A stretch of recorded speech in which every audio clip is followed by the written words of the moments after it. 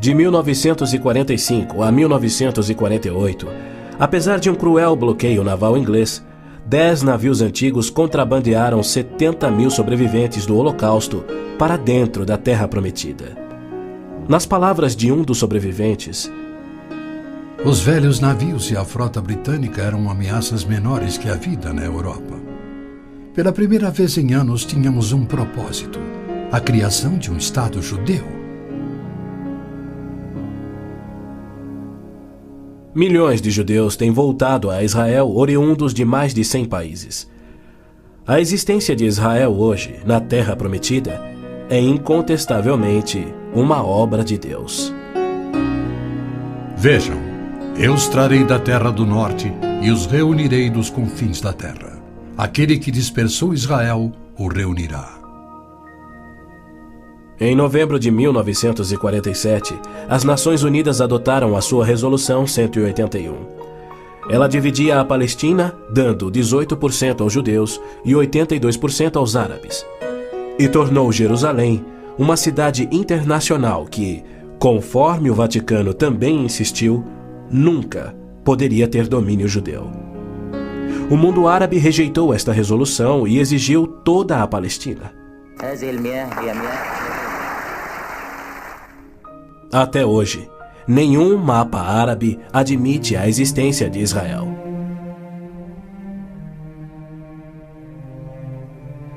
Em 14 de maio de 1948, Israel declarou sua independência.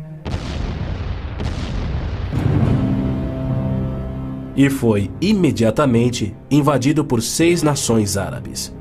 Seus soldados eram várias vezes mais numerosos que os colonos judeus e tinham superioridade indiscutível em armas, tanques e aviões.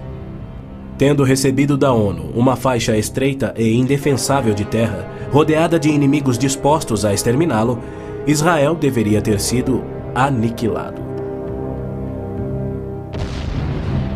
Porém, para a surpresa do mundo inteiro, que torcia para os seus inimigos, os colonos israelenses derrotaram os que buscavam destruí-los, exatamente como Deus prometera. E assim tem acontecido em guerra após guerra, à medida que seus inimigos têm tentado aniquilar Israel. Sim, é isto mesmo. A aniquilação é o seu propósito declarado. Os muçulmanos têm como dever religioso a exterminação dos judeus. Eles sonham com sua destruição e promovem festividades para honrar os assassinos dos inocentes cidadãos de Israel. O fundamentalismo islâmico começa a varrer o nosso mundo. O próprio Maomé declarou: a última hora não virá antes que os muçulmanos lutem contra os judeus e os muçulmanos os matem. Mas por que a imprensa chama os terroristas muçulmanos de radicais e extremistas? Na verdade, eles apenas estão sendo fiéis ao islamismo. O Corão ordena: não tomeis por confidentes amigos os judeus nem os cristãos. Matai os idólatras, os não muçulmanos, onde quer que os acheis. Capturai-os, acossai-os e espreitai-os. Líderes muçulmanos, religiosos e políticos ameaçam os judeus como fazia Hitler na TV, pelo rádio e alto-falantes nas ruas e nas mesquitas. Quando Gaddafi brada: a batalha de Israel será tal que Israel deixará de existir, ele fala por todos. O extermínio de Israel é transmitido aos muçulmanos desde o aleitamento. Um ministro da educação da Síria escreveu: o ódio com que doutrinamos as mentes dos nossos filhos desde o parto é sagrado. Um livro-texto de adolescentes egípcios declara: Israel não viverá se os árabes forem firmes no seu ódio. E um livro de pré-adolescentes diz: os árabes não desistem de trabalhar em prol do extermínio de Israel. É uma loucura Israel tentar firmar acordos de paz com inimigos como estes, mas a pressão mundial o obriga a isto. Na Guerra de Yom Kippur de 1973, milhares de tanques atravessaram simultaneamente o Sinai, oriundos do Egito, e descendo o Golã a partir da Síria num ataque surpresa cuidadosamente orquestrado. As forças militares de Israel estavam todas de licença, celebrando a mais sagrada de suas festas religiosas, levando, portanto, 3 dias para que se mobilizassem. 300 mil israelenses enfrentaram 1,2 milhões de árabes. Escapando por um fio da derrota, Israel sofreu pesadas baixas. Mas, em cumprimento incontestável da admirável profecia de Zacarias, de que as tropas judias seriam como fogo que consumiria as nações vizinhas, Israel expulsou os seus inimigos. Em retaliação por ter se defendido, 61 nações romperam relações diplomáticas com Israel, enquanto nenhuma nação repreendeu os árabes por seu ataque surpresa. Este tenso e custoso estado de alerta de Israel tem sido manipulado de modo a acusá-lo de perpetrador de violência infundada contra vizinhos amantes da paz.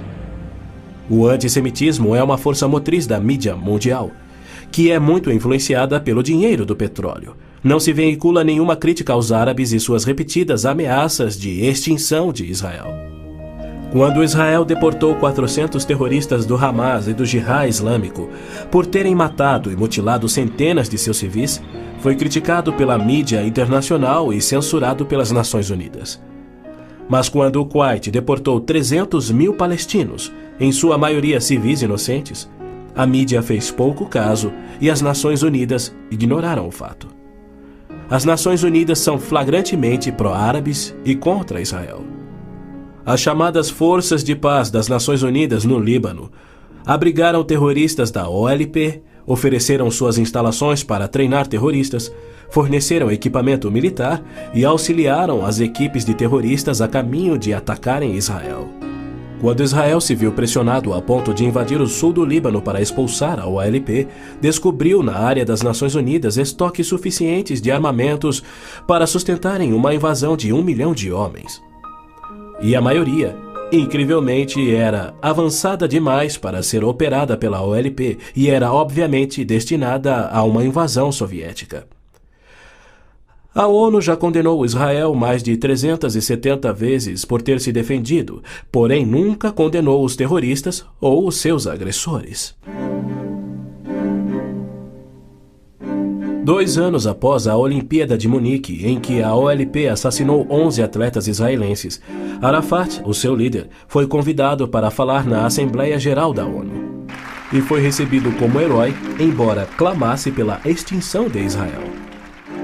O então secretário-geral da ONU, Boutros Boutros-Ghali, declarou: Os judeus devem abrir mão de sua condição de nação e do Estado de Israel para serem assimilados como uma comunidade do mundo árabe. O Domo da Rocha, no cume do Monte Moriá, está situado no coração de Jerusalém.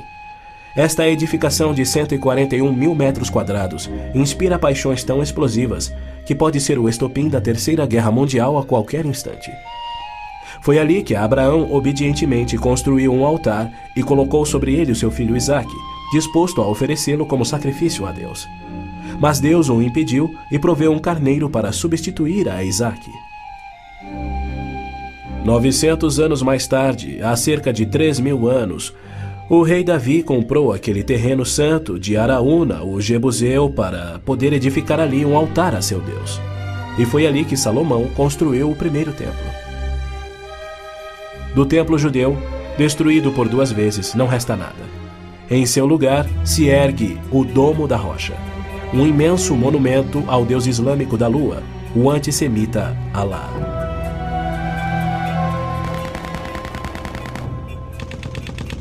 Em 1967, quando Israel capturou o leste de Jerusalém e junto com ele o Monte do Templo, isto parecia contradizer a profecia de Cristo de que Jerusalém seria pisoteada pelos gentios até a sua vinda. Mas, incrivelmente, Israel imediatamente devolveu o Monte do Templo aos cuidados do rei Hussein da Jordânia. Este, por sua vez, o confiou a Yasser Arafat e à sua OLP em 1994. Assim, o coração de Jerusalém está nas mãos de gentios e as nações dos gentios de todo o mundo exigem o controle.